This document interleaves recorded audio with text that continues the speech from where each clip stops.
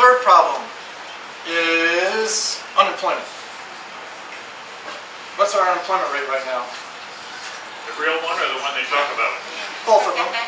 About 17% real. Okay, I'll buy The other that. one is 10%. somewhere under 9 or something like that. Well, it's actually 9.9, but 17 you're right, because that includes people with part-time work that want full-time, or those that gave up. If you look at construction in the United States right now, 24.7% a month ago, going towards 30% before the year's out. I'm sure many of you have friends or relatives that you know that have lost their job or about to lose their job. I'll tell you about a friend of mine named Scott. Scott's a very good friend of mine. He does x-ray technology. So he works in a hospital taking x-rays. He's been doing this for more than 20 years. He's about my age. Scott lost his job in the healthcare industry, which used to be kind of secure, last summer when his hospital shut down. By the way, hospitals shutting down should be a warning sign. Scott took 6 months, 200 resumes to find a job 100 miles from his house. Now normally that would have taken a day or two. He would have had 10 job offers. In Scottsdale, we are part of Scottsdale, there's a company called Micro Semi. They produce chips, microchips. It's a white-collar workforce, and there's 300 people that work there. April next year, 2011, all 300 jobs are going to Malaysia. We continue to lose the blue-collar workforce. No one in Washington cares. The white-collar workforce, no one cares. Now we're losing white-collar jobs that no one even thought could be lost. Some accounting's going overseas, internet development, some legal work, and as our other doctor could attest, what happens if you get your leg broken in Scottsdale? Where may it be read?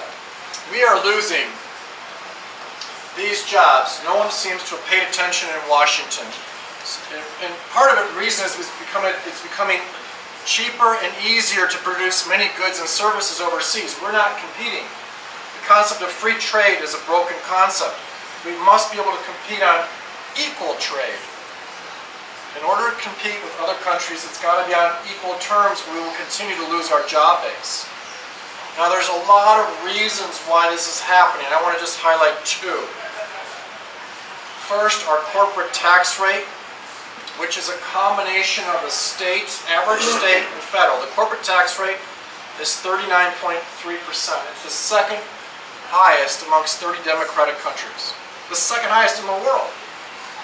The second issue is many of our industries are stifled by regulations. One prime example that I think is my favorite is the U.S. steel industry. It used to be the powerhouse in the United States when my dad was growing up and other people were growing up. It now produces 30% less steel than Japan.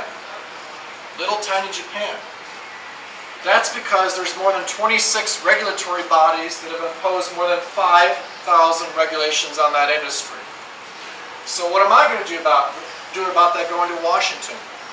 Again, these are just two of the issues, but number one, we've got to reduce the corporate tax rate because we're driving a lot of businesses overseas. I mean, if a company is about to go bankrupt and you tax them at 39.3%, what have you accomplished?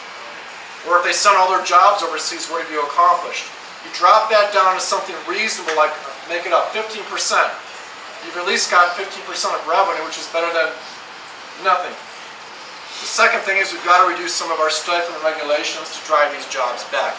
So by doing those things and some more, we should be able to return some of our job base to the United States. Fourth topic, and probably the most important because it's the overriding principle of everything we're doing right now, is the economy as a whole. And I don't know about you guys, but it appears that in Washington there's an absolute, complete lack of fiscal responsibility.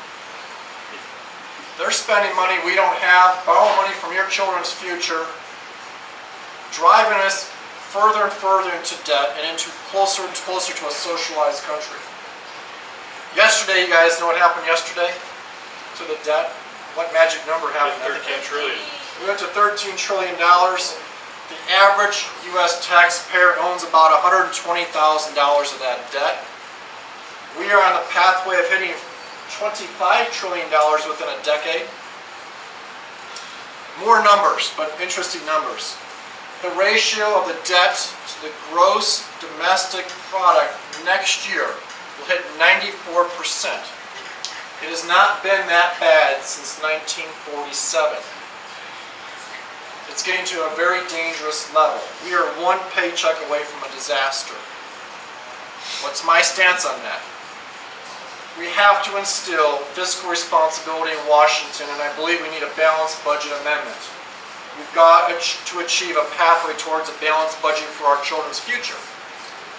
It's doable, but we've got to start doing this now. It's going to be painful. We've got to take the pain now. In our campaign, our staff and friends and relatives who support the campaign are now wearing wristbands that say, "Stop the bleeding."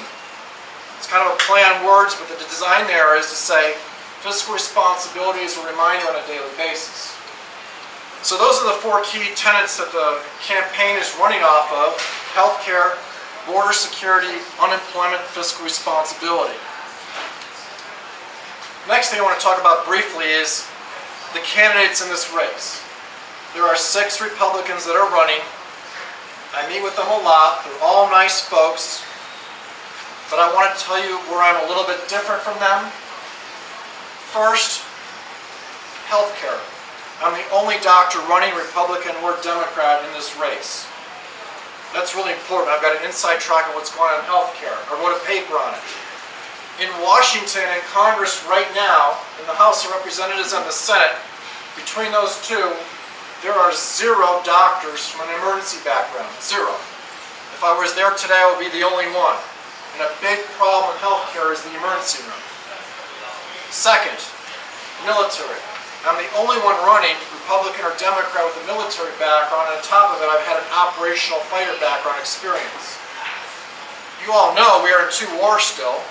We have 700 bases that we can't afford to pay for. We have to trim those down. In the Middle East, there's a powder keg, and so is North Korea right now. Iran is probably a day away, or maybe a month away, or maybe they already have a nuclear bomb. Third thing, endorsements. I've got a lot of endorsements from everyday folks. Roughly 50 doctors at the last count. The CEO of a hospital in Mesa, a Tea Party leader, the Tea Party leader's staunch Democratic wife, Rudy Kellner, who's the talk show host for KKNT. I'm the only candidate in his entire life that he's ever endorsed. Michael Crawford, who's now a TV talk show host on Cable 7 on TV, he endorsed me a couple days ago. But the best endorsement I've gotten, because it means so much, is from a Lieutenant Colonel Winnie Paul, who endorsed me when she was in Afghanistan. Next thing I think I want to talk about where I'm different is the energy of the campaign and the feeling in the media. I've had about 4 hours of radio time in the past 3 or 4 weeks, 2 TV shows, more radio, more TV coming up.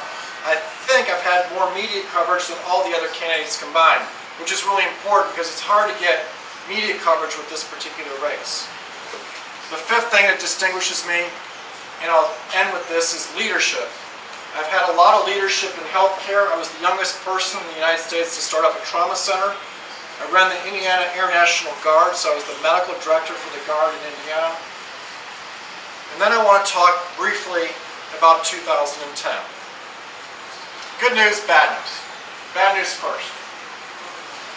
One paycheck away from a disaster, in my opinion. We're on a pathway to socialized medicine and socialized everything. And there's a lot of bad people in Washington that do not have our best interest at heart.